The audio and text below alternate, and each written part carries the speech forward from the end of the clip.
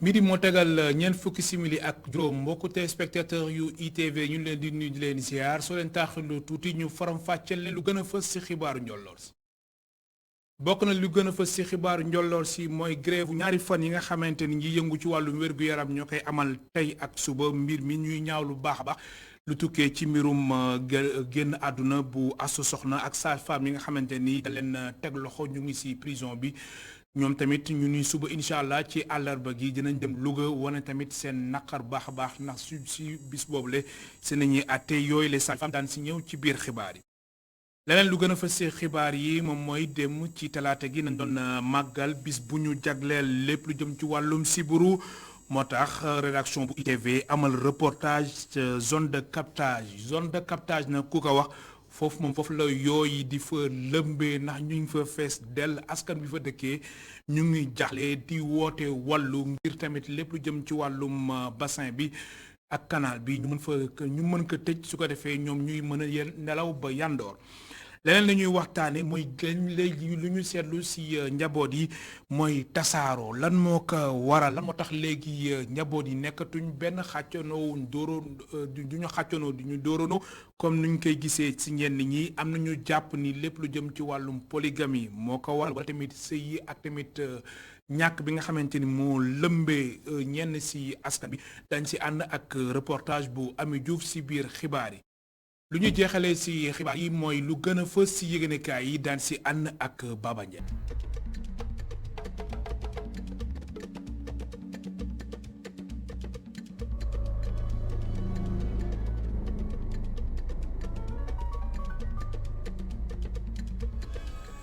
ñu leen di nuyu di leen ziar téléspectateur yu ITV di leen dalal jàmm seen xibaaru njolloor ci xibaar yi dañ koy tàmbali ak wàllum wér-gu-yaram. ndax gis nañ ni tey jii ak suba ñu yëngu ci wàllu wér-gu-yaram dañu amal lu ñuy wax grève bu 48 heures ñuy naqarlu bu baax a baax lépp li nga xamante ni dafa tukkee si lépp lu jox xol mbirum affaire asu soxna ñu ni yoon mbir mi dafa war a tëddee jaaxaanaay ndax sage-femme yi nga xamante ni dañ leen teg loxo dañ war a bàyyi yooyu la sage-femme sax suba si àllarba gi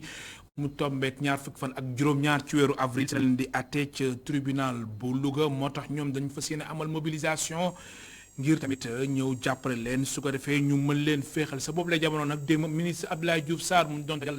dajeeg waa ànd gësëm ñu xaatim nañ ay accord waa ànd gësëm teggi nañ seen tànk si lépp li nga xamante ni yënga-yëngal la dañ ko doon amal fan yi ñu génn. ma liggéey di Samba si moom tamit bokk na si li nga xamante ni mooy ñi amal tànk doxu jàmm ngir lépp lu jëm ci wàllum secteur wér-gu-yaram mu am feex grève yi ñu mën ko tegani suuf indi na si ay leeral si téléphone mi ngi Maram Ndiaye ñu teewlu. ay waxtaan am na tàmbali na d'ailleurs mu ngi bëgg a yàgg gouvernement bi ubbeeku jublu ci liggéeykat yëpp di diisoog ñoom loolu nag tàmbali nañ ko ak yeneen liggéeykat tàmbali nañ ko notamment ak liggéeykatu ñi nga xam ne ci faj yaram la ñuy yëngatu. am na ay jataay yu wuute yu am ñoo xam ne yenn yi format bi moo tolloon yenn yi maanaam ministre de la santé moo waxtaan ak ñi liggéey ci secteur santé bi yàggul dara ministère des finances bi pour boppam moo dalal moom yenn membre gouvernement bi syndicat santé yooyu liñ ko defee waxtaan nañu li nga xam ne moom mooy mëbatu syndicat yi ñu wax ñoom li ñuy xaar ci gouvernement bi dina jàng seen laaj yooyu ba delloo leen kàddu ci loolu nag moo tax ñu war a woote ñu am dal ndax nag addina bi ñu nekk nii nekk na addina bu xaw a jafe kenn réerul ne njeexitalu mbas mi nga xam ne ñaari at yàlla ñu ngi koy dund di yaakaar génn ci am na tam leneen lu bees loo xam ne moo ci tax mooy yëngu-yëngutu yi am diggante Russie ak Ukraine ak li mu jur ci ay gàllankoor ci koomu addina bi addina nag bu tolloo noonu yëngatu noonu baax na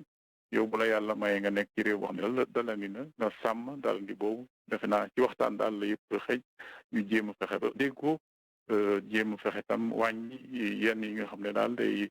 gën a méttital nekkinu ñëpp ñun ñëpp jàpp naa ne li gën si ñun en tant que sénégalais mooy suñu réew am dal ñuy waxtaan ñu liggéey futteeku bu baax a baax ndax loolu moo ñuy maye ñu génn ci dem si talaata gi la àddina bi wéngeel képp doon màggal bis bu ñu jagleen mbirum sibiru Sénégal kenn demul mu des boobule feebar nag ci atum 2021 dafa yokk suñu ko comparé ak atum 2020 lan moo ko waral nag Covid 19 bokk na si naka noonu si rapport bi nga xamante ni PNLP di programme national de lutte contre le paludisme génne na ko ñu ni Kédougou Kolda Tambacounda foofu sibiru bi dafa jàllaañoo. Doudou Sène moo xamali ni mais moom mooy coordonnateur PNLP mu nekkoon si teewaayu Mame Seynabou Babou ak Moussa Fall. nombre cas yu paludisme yi nag di yokk ci Sénégal jóge ci 95,7% ci 2020 jàll ci 97,8% ci 2021 coordonnateur du programme national bu lutte contre le paludisme nag moo ngi ñëwaat ci tolluwaayu situation bi. tey boo ñëwee ci Sénégal gis nañ nombre de cas yi ñu am toll na ci pratiquement 399 000 comparé à 2021 à 2020 gis nañ ne dafa xaw a yokk tuuti ñi ci faatu aussi dem na ba toll ci 399 mu à peu près 400 cas yu faatu comparé à l'année dernière ñi nga xam ne ñu ngi woon 373 personnes yi ci faatu. Kédougou Kolda ak Tambacounda foofu lañ gën a nemmeeku ay kaawu paludisme Doudou Sène nag mu ngi ñëwaat ci li ko waral. dafa am li ñuy wax répartition inégale tey boo demee Kédougou Tamba Kolda ñi am ci sibiru pratiquement mun naa ne téeméer boo jël juróom benn fukk yëpp foofu lañ koy retrouver ñi ciy faatu tamit foofu lañ koy faral di retrouver cas grave yi tamit foofu loolu nag li ko waral mooy foofu dafa bari ay facteurs notamment taw bi déjà mi ngay commencer di taw bari na ay réseau hydrographique migration bi entre les pays voisins muy Guinée muy Mali facteurs yooyu mooy tax sibiru bu gën a bari.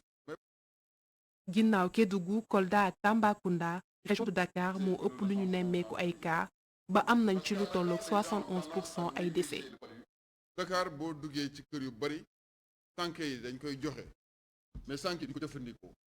mais loolu dara jarul nga jëndee ko ak sa santé tey bu ñu classé ñiy faatu ci sibiru bu weesoo Kédougou Tamba Kolda Dakar nga ciy teg. parce que li ko waral Dakar boo demee toog lu yàgg sibiru bu nekkul ci yow dañuy wax sa immunité dafa wàcc mooy soldat yi lay aar day dem ba dootul nekk ci sa yaram de telle sorte bu sibiru bu egsee rek rapidement mën na laa faagaagal. indiwaat yu bees nga mën a wàññi paludisme bi loolu mooy thème bi nga xamante ne moom la ñu tànn ci at miile te ngir loolu mën a nekk collectivité territoriales yi ak secteur privé yi dañu nar a dugal ci xeex mi waaye tamit xool ana naka lañ mën a def ngir gën a taxal xeex bi ci frontières yi. mbirum feebaru sibiru nañuy desee ni dem zone de captage Grand Yoff foofu nag ku ko wax sa xel dem si yooyu dañu fa takkarnaase li ko waral nag bokk na si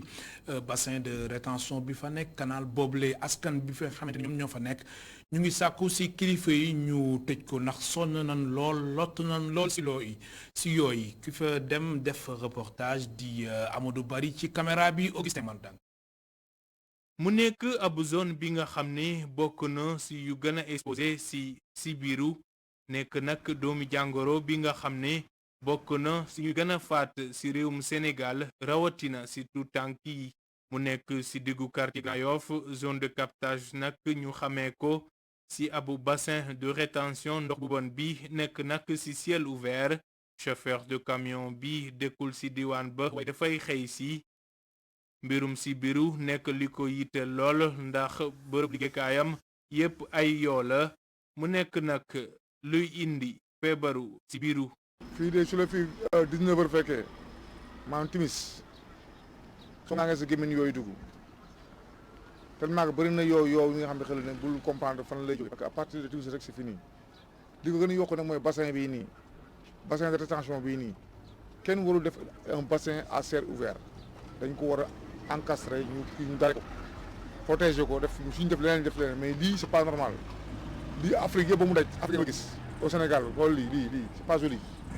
un bassin boo xam ne eau usée la waroo ko def nii ñun dañuy xëy wàcc ñibbi mais ñi fiy toog wala ñi fiy fanaan da leen di yërëm fii gars yi désinfecté nañ ba sonn dañuy indi seen machines yi seen poudre yi jël ay fay nit yi dugg si biir dindi ñax yëpp ñu jël ay produits def ko si biir bassin bi mais dara. muy xamle ne nag nguur gi def na jéego ci wàllum xeex sibiru ci Sénégal waaye mu koy ñaax mu gën a yokk mbir mi. dafa am loo xam ne il faut nguur gi ñu gën see yokk loxoom ñi ñuy jox moustiquaires yi dinañ ko jox pour ñu koy séddale da doon ay nit ñu responsable ñoo xam ne amul xàjj ak seen. ñu fekk ku ci kanam délégué de quartier bi moom ci wet gi la dëkk muy xamle ne nag yooyu nekk lu sonal waa diwaan bi. pour ñun vraiment palu bi am na fi mais li tax nag mu gën a am mooy bassin bi nga xamante ni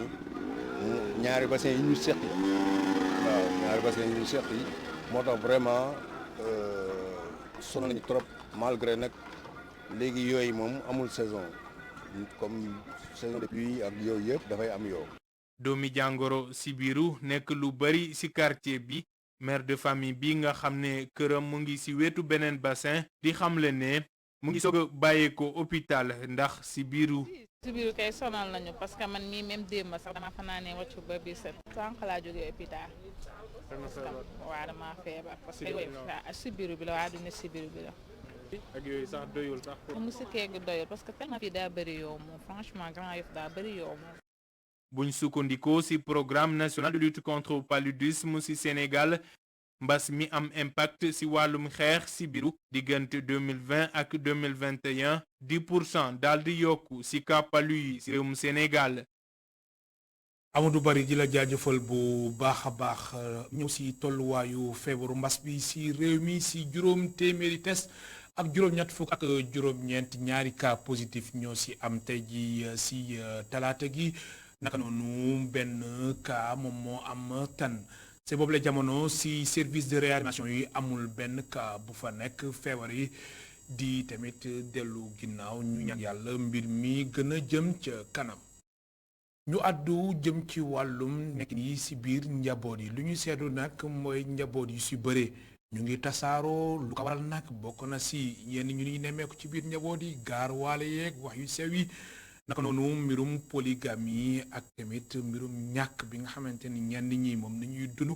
Ami Diouf amal na ci reportage ci caméra bi ku ci nekkoon di Moussa Fall.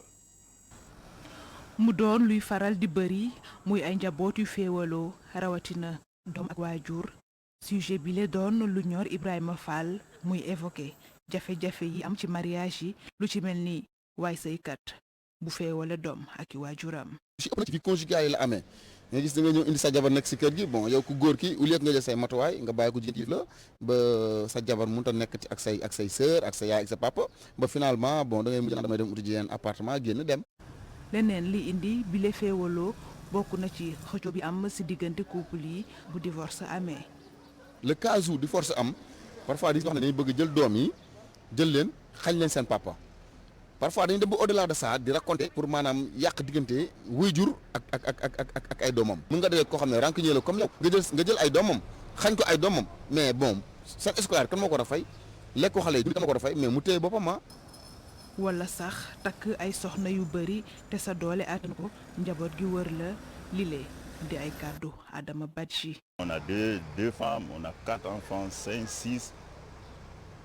Bon, la temps. yenn saa yi da ngay gis njaboot yoo xam ni góor gi dafay am ñaari jabar am lu ëpp juróom benni doom ñaari jabar yi duñu jubu loolu sax dafay dem ba yegg seeni doom ñu sëy ñaari at seen diggante neexatul ñu daal di tas bu ñu tasee nag njaboot gi kenn du ci xam sa papa nga war a àndal wala sa yaay te lii bokk na ci nga xam ni mooy tas njaboot yi.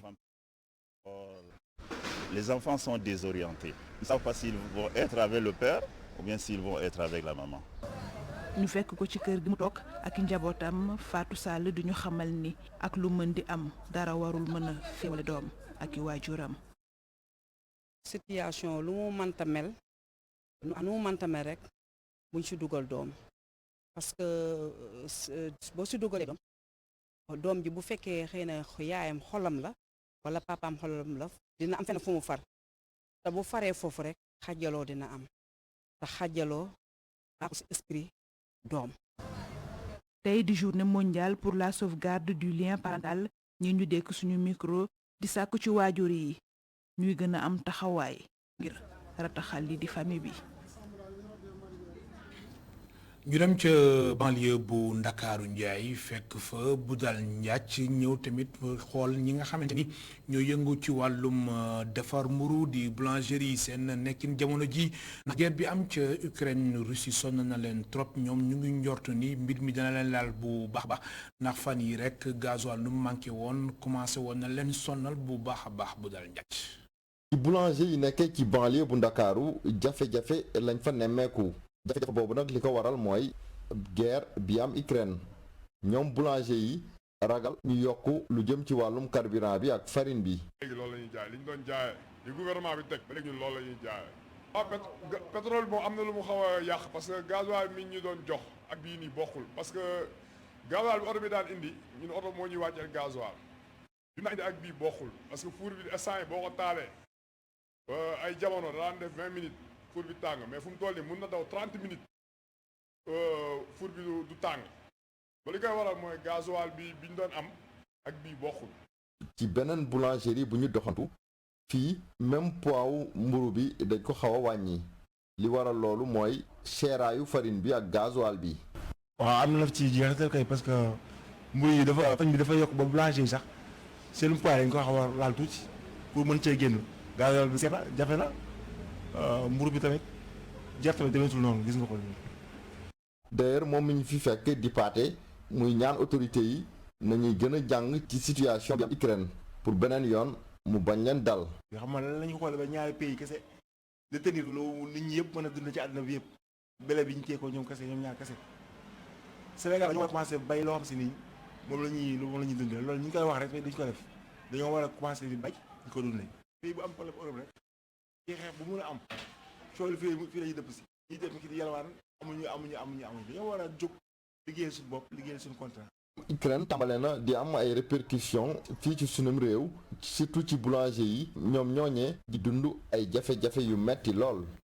ñu jógee Pikine dem fa sa Kaolack rawatina ca kawoon foofu nag askan bi ak ki nga xamante ni moom moo di maire bu bees bi seen diggante jamono ji rattaxul dafa am ay ñagas-ñagas lu ko waral nag ñoom ne nañ maire bi dafa indi ay coppite jëm ci délégué de quartier bu Cant bu Mbay mooy seen porte-parole ki taataan ay kàddoom di Adama Sarr ak Astou Mbay. ma bugg a wax rek ci problème mu kay gi génn bërki dem ne folli nañ délégué de quartier Thiam muy Pape Diouf ñu gën koo xam ci Mamadou Diouf pour teg fi man ko sa xaw ma ñun dañ koo xamul waa ji koo xam sax na koy wóoloo ba muy nekk sa délégué de quartier ñun loolu ñu gën a jaaxal cant gi dafa bokk ci xolu kawoon ci cosaanu kawoon boo gestoo guy yële buur bu ñu fal fii lañ lay andi nga fanaan ci guy gii buur kawoon bu gis buur Saalum laa wax de ndax kawoon moo nekkoon capitalu Saalum buur Saalum bu ñuy fal ci guy gii ngay quartier bii dafa am lu fi maam yi bàyyi gis nga maire bu bees bii ñu andi gis nga li mag ñi tabax ba ko fi ci askan bi buum ñu féewaleel suñ askan bi parce que li ñu def mooy duñ toog de bind maire de naan ay administration xam naa ne bu soobee yàlla drapeau këram ci rajo laay wax drapeau këram dana gis dëkk bi yëpp buntu këram cant yëpp dana leen gis te du nekk cant yëpp commune ko woon yëpp lay gis parce que du problème mu quartier parce que li ñuy bañ mooy kër njugub lakkaale kër pitax ginnaaw Kaolack ñu dem ca Ndar Géej foofu nag ONU ak ONU Femmes ak ARD agence régionale de développement lu leen soxal nag mooy nekkinu jigéen ñi rawatina nag aussi jigéen ñi seen anam bi ñuy liggéeyee ñu fexe ba mu mucc ayib Momar Alice Nia ak Mokhtar Seck ñooñu teewal ca Saint-Louis. xayma saytuwaat waaye it séddalewaat liggéey bi nga xamante ni jigéen ñi ñu ngi koy def ci biir kër yi te kenn fayu leen ci loole mooy ëmëb programme bii di 3R ñu amal ko ci région bu Ndar te ONU Femmes ci numéro ARD ak REFAN taxawal ko programme bi Affaires mondiales Canada financé ko ci ñetti réew. dafa nekk projet bi nga xamante ni dafa nekk lu bees yi nga xamante ni dafay dugg ci domaine bi nga xamante ni dañuy seetlu ni jigéen depuis ay at ginnaaw ñu ngi koy jàppale pour mu gën a suqaliku gën a am taxawaay ci wàllu gopp mais ñu gis ni donte lee am jàmbaar nañ ci torop ñu ngi ciy def ay jéego ñi leen di jàppale aussi état bi ak ay partenaire am ñu ngi ciy def ay jéego waaye dañuy gis ba tey am na ay gàllankoor yu leen di tere fi ñu bëgg a àgg ñu àgg. bëgg-bëggi programme bi bokk na ci nag fexe ba jigéen ñi mën a dugal seen loxo bu baax a baax te du am benn xàjj ak seen ci wàllu koom gi. wax nañu jigéen bi dafay bay mais lu gën a bare ci liggéeyam ci wàllu kër gi la liggéeyu kër gi la toppatoo feebar yi toppatoo xale yi ak loolu ñu ne nañu xool li nga xam ne ko liggéey ci biir kër gi nan la ñuy fexee ba nangu ko waaye nan la ñuy fexee ba tamit ba séddale waat ba nga xam ne dina gën a am jot pour mën a liggéey li nga xam ne mooy indi koom beneen bi xam nañ ne changement climatique dafa am te commencé woon nañu liggéey ak jigéen ñi ci di leen jàngal SAED ak ARD dañ leen doon jàngal nan la ñuy fexee ba am jiwu bu baax bu adapté wu ci changement nan la ñuy fexee ba bay li nga xam ni dina adapté wu ci loolu maanaam ñu def ko ci genre ay centre. programme bi ñu lancé ko ci diwaanu Ndar ci teewaayu gouverneur bu région bi nga xamante ni wax na cawarte gi nga xamante ni ñoom am nañ ko ngir gunge programme bu ni mel. dañu jógee ca Saint-Louis jël roplaan bi ni coow ca Medinatul Munawara foofu nag xalif général bu Medina Baye di Cheikh Mahi Niass moom moo dalal njiitu réew mi président Macky Sall ci umra bi nga xamante ni ñu ngi koy amal ca jamono ji mu nekk waxtaan gu am solo ndax boobule invitation nekk na ci roi Salman Ben Abdel Aziz Saoud njiitu réew mi président Macky Sall amal tamit waxtaan gu yaa ak Cheikh Mahi Niass di xalif général bu Medina Baye mbir mi nag mu ngi amoon ci altine gi ñu jeexalee lu mujj ci xibaar yi di lu gën a fës yéenekaay yi ànd si ak Baba Ndiaye.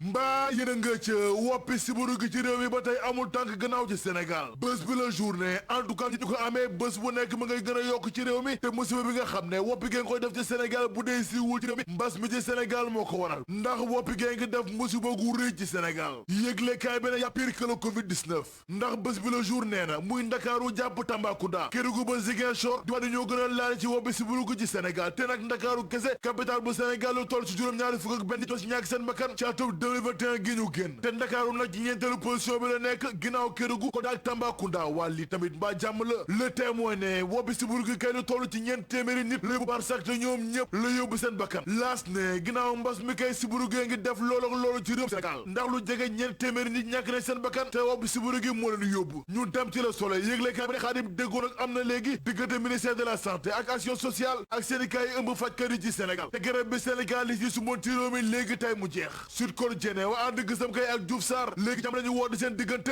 guerre wi jeex na tàkk te déggoo bi ne Xaadim moo koy firndeel bés bu la journée diggante ministère de la santé ak fajkat yi ci Sénégal léegi mbir yaa ngay nooy ndax fukk ak juróom-ñaari poñ la ñu déggoo ñoom gaay Maajo Jaam yi ak Abdoulaye Diouf Sarr critique ne ànd gësam kay daa fokk ni déggoo gi am diggam ak Abdoulaye Diouf Sarr jëwri gu ñu teg war a paj mi ci Sénégal ndax ginnaaw fukki weer ak benn yi nga xam ne ñu koy négocier ci réew mi jafe-jafe yi nga xam ne askan Sénégal gépp ñu ko amee ginnaaw grève syndicaliste yi léegi tey nag gaay bëgg ñu gëmloo déggoo am na seen diggante la tubine sonal ma ngeen dégg kay xam leen ni xarim déggoo bii am diggante Abdoulaye Diouf Sarr ak syndicat yi ëmb fajkat yi ci Sénégal lépp yu dóor la ay marto la de te bëgg-bëgg gaay yi yëpp mooy suul coowal astu soxna mi nga xam ne mooy ndaw suul sàgg ne woon ci hôpital Amadou Sakhir Mbaye ba mu ñàkk bakkanam yëglekaay bi ne tey ji nag waa Louga gépp rawatina fajkat yi dañuy fas yéene banque seen yoxo ne duñu fas taxaat ak morom ma te seen grève bi dañ koy wéyal ni ki ëllëg ngir jàppal tàng seen ñeenti naataango yi nga xam ne ñoo am na tey wàll ak yoon te ëllëg la ñuy taxaw ci kanam autoatekaay bi yëglekaay bi ne tey moom faj moom am ci Louga ndax gaay yi ci grève la ñu nekk ginnaaw seen ñeenti naataango yi nga xam ne ëllëg la ñuy xam dëgg fan lañuy teg tànk ginnaaw coowal astu soxna yëglekaay gi ne négociation yi nga xam ne nag samp nañ ko diggante Abdoulaye Diouf Sarr ak fajkat yi ci Sénégal lu jëm ci système de rémunération bi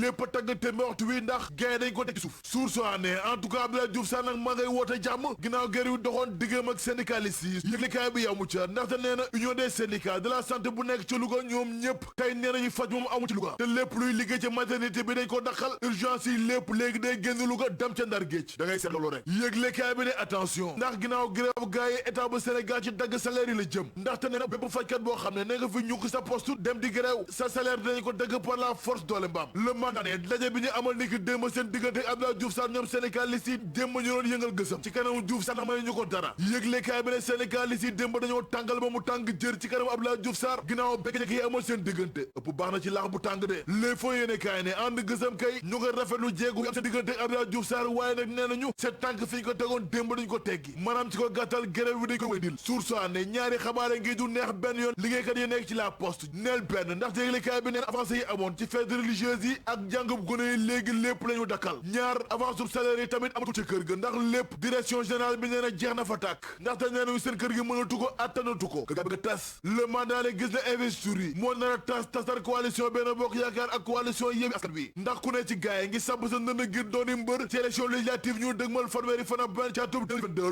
l'observateur ne Yewwi kay tas na ba noppi 24 heures ne gis nga njiitu réew mi Macky Sall li mu nekkee nii lépp nag ci réew mi waa réew mi ci moom ñoo ko ci bàyyi ndaxte moom Macky Sall yëgul benn yoon coono ak jafe-jafe nga xam ne askanu Sénégal moom la ñu nekkee suba ngoon guddeeg bëccëg moo tax ba waa ñoo lànk ne gis nga lii lépp nag leen rek moo ci saafara foofu élection législative ñu dëgmal ñu duma leen ba ñu tënee seen bopp ba ñu xam dëgg coono yi nga xam ne ci askanu Sénégal gépp di dund bés bu nekk alerte quotidien ne Oumar Youm dugal na but ci camp lakk na daay gi de ginnaaw coowal ñetteelu mandat bi nga xam ne suluwaat na ko ci mim réew le témoin ne waa lan moo tax nag sunu ministres yi ñoom tamu ci tekki seen ndombal tànk maanaam daal du ñuy démissionné yëglekaay bi ne bu dee feneen wala beneen réew su dara amee wala scandale dëgg am ñoom ministres yi du ñu xaar sax ñuy tekki seen ndombal tànk ndax ñoom ñooy démissionné seen bopp bàyyi fa lépp waaye nag bu dee si mim réew di Sénégal gars yi seen xel xalaatul mukk tekki seen ndombal tànk xanaa kay dañuy gën a jafandu ko ci poste bi gën ci mooy te nag léeg-léeg njiitu réew mi ci boppam moo leen ciy jàppale le quotidien élection législative ñu dëgmal soo waa di maire bu Dakar boo nee na du ci bokk ndaxte nee na benn tànk mu ngi ci biir di géopolitique bi ndaxte nee na ci bàyyi la gën a jekk enquête ne waa Benno Bokk Yaakaar nag waxtu yi ñu ngay def loolu ci Ndakaaru capitale bu Sénégal ndax ginnaaw ba Macky Sall xasee ginnaaw parrainage yi nga xam ne jot nañ ko ko jébbal léegi nag def nañu ay jéego yu rëy ci parrainage yi ndaxte am nañu 278 823 parrain ci niveau régional waaye nag bu dee Ndakaaru département am nañu 101 807 parrain te lii lépp nag bu dee am na gars yi lépp lu di seen njàmbat ak jafe-jafe yi mbicoog mbar amul seen diggante lépp lañu teg ci suuf déggoo am seen diggante bés bi la journée Benno Bokk Yaakaar ci Ndakaaru kay capitale bu Sénégal la ñu bëggoon lépp am nañ ko jëm ci parrainage yi te Amadou Ba la ñuy xaar mu jóge Màkka saa wu dikkee nañu jël lépp jébal ko Aminata Touré mi doxal ci mbiri yëglekaay groupe immédiat bi ne doomu Mali ñoo dajeek Macky Sall njiitu réew mi ca umra ca Màkka di sàkk ci moom ñu yëkkati daal li nga xam ne lal nañ ko seen kaw réew mi ndaxte neen ginnaaw ñetti weer sonn nañu tay nañu damm nañu seen bëgg-bëgg nag mooy embargo gi ñu yëkkati ko jàmm ne ñooy le fa yéenekaay ak laas ne plan de modernisation bi nga xam ne sàmb nañ ko ci Dakar Plateau loolu mooy bëgg-bëgg Macky Sall njiitu réew mi ngir soppi xarkanam bu Ndakaaru capitale bu Sénégal les économies ci 9e forum mondial bi ñu amal ci Ndakaaru capitale bu Sénégal musiba dëgg nag moo ci am ndax ngir loué oto rek lu toll ci juróomi téeméeri million suñu koppar lañ ci dugal libération ne président chambre de commerce ak industrie bu Sénégal ak Portugal di Gonçalo ci guddi gu bët seddagul la nekk les économies benn forox caay la ñu jàpp ci rëbës te waa ji nag doomi Nigéria la te yàpp mbaam la ñu jaay libération ne benn xale bu jigéen boobu juróom-ñetti at la ñu faat ca Bargny te enquête wu njëkk wi nga xam ne ubbi nañ ko ci yëglekaay ba ne xale bu jigéen bi dañ ko sii ba noppi faat ko teg ci mais da ngay seet loolu rek Baba Ndiaye di la jaajëfal bu baax a baax mbokk ñu doon seetaan amul seen fay ñu leen di gërëm baax di leen sant yeneen jotaay xibaar 18h45 ci wolof ak Cheikh Sall 19h45 ci français ak Adama Anouchka Ba jaa ngi jëf ñu yenn si jàmm